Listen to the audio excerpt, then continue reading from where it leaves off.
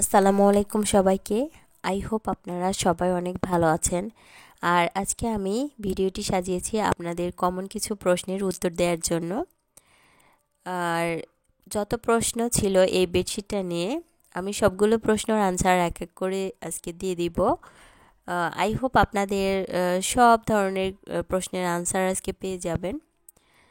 তো প্রথম প্রশ্ন ছিল যে আমি আসলে কি কাপড় দিয়ে বেডশিটটা বানিয়েছি। নর্মাল যে কাপড়ের দোকানগুলো আছে সেইগুলোতে যে গজ কাপড় পাওয়া যায়, মোটা সুতি গজ কাপড় অথবা পপলিন কাপড় বললেই দোকানদারেরা চিনবে, সেই কাপড়টা দিয়েই আমি এটা বানিয়েছি। তবে আপনারা যদি চান তাহলে টুইল কটন বেডশিটের জন্য আলাদা করে কিনতে পাওয়া যায়, সেটা দিয়েও করতে পারেন, খুবই ভালো হবে। তবে এটাতে কস্ট একটু বেশি আসবে, এই হলো কথা। আর আরেকটা প্রশ্ন ছিল যে কত গজ কাপড় লেগেছে। তো বেডশিটের জন্য আমার হচ্ছে মাস্টার্ড কালার কাপড় লেগেছে 7.5 গজ, আর সাদা যে কাপড়টাকে হাতের কাজ করেছি সেটা এক্সট্রা লেগেছে। এটা হচ্ছে 2.5 গজ কাপড়কে আমি 2 ভাগ করে তারপরে অর্ধেকটাতে কাজ করে এখানে বেডশিটের সাথে অ্যাটাচ করেছি, আর বাকি অর্ধেকটা বালিশের কভারে ইউজ করেছি। আর 3 নম্বর প্রশ্নটা ছিল যে একটা বিছানার চাদরে এভাবে সেলাই করলে কয়টা জোড়া পড়বে। তো আমার এখানে 3টা জোড়া পড়েছে। মাস্টার্ড কালার 7.5 গজ কাপড়কে আমি 2.5 গজ করে 3টা পার্টে ভাগ করে নিয়েছি।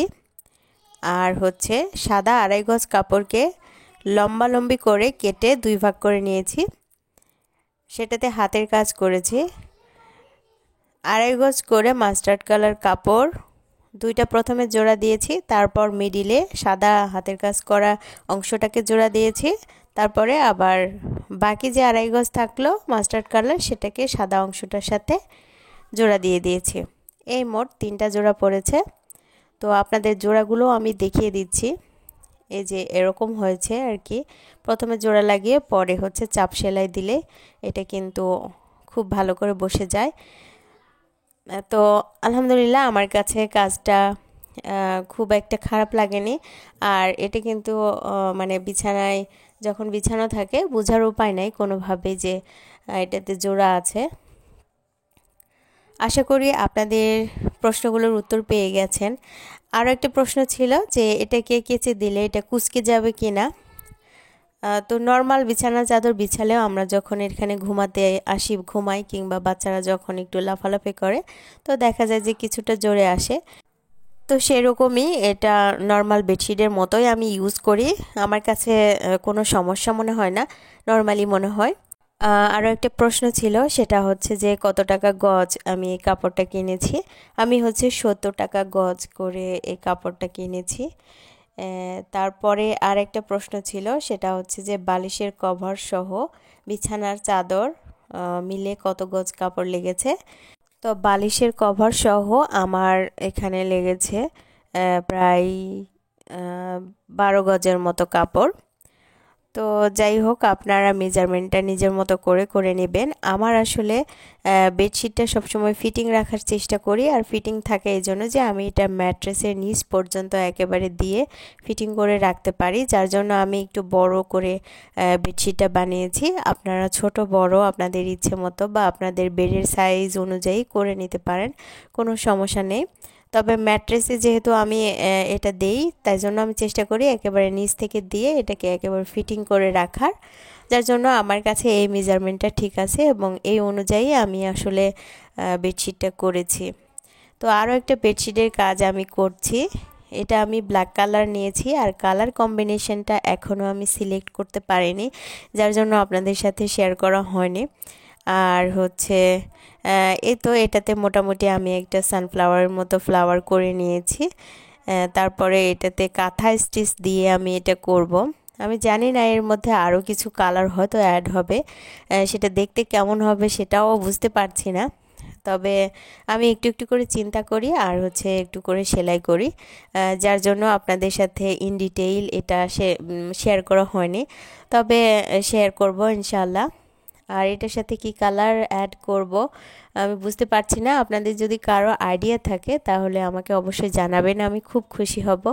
আর আপনাদের প্রশ্নগুলো যখন পাই আমার খুবই ভালো লাগে। আসলে সবার কমেন্টের আনসার অনেক সময় করা হয়ে ওঠে না, কারণ আমিও সারাদিন আসলে অনেক ব্যস্ততার মধ্যে থাকি। তো যার জন্যই ভাবলাম একটা ভিডিও বানিয়ে আপনাদের সাথে শেয়ার করি, যাতে করে আপনারা উপকৃত হন। আর আপনাদের কমেন্টগুলো পেলে আমার সত্যিই খুব ভালো লাগে। আপনারা যে আমার এই ভিডিওগুলো পছন্দ করছেন, মানে এটা আমার কাছে অনেক বড় একটা পাওয়া। তো এভাবেই আমাকে কমেন্ট করতে থাকবেন, আমার ভিডিওগুলো শেয়ার করবেন, আমি খুবই খুশি হব। আমি হয়তো ততক্ষণাৎ আনসার করতে না পারলেও আমি চেষ্টা করব এরকম ভিডিও বানিয়ে আপনাদের সাথে শেয়ার করার। তো এখানে আমি এই যে কয়েকটা কালার ইউজ করেছি। এখানে হচ্ছে জলপাই কালার দিয়ে আমি বর্ডারটা করে নিয়েছি ফুলের। তারপরে হচ্ছে পাপড়িগুলো আমি বাসন্তী কালার সুতা দিয়ে করেছি। আর হচ্ছে সার্কেল যেটা মিডিলের সেটাকে আমি মেরুন কালার দিয়ে কাভার করে দিয়েছি। ওই যে আপনাদেরকে অন্য একটা সেলাই দেখালেই বুঝতে পারবেন। আর পাতাগুলো হচ্ছে জলপাই কালার সুতা দিয়ে কাভার করেছি। আর হচ্ছে সাইডটা বর্ডারটা আসলে বাসন্তী কালার দিয়েছি। কেমন লাগবে আমি জানি না, তবে একটা আইডিয়া নিয়ে কাজ করছি।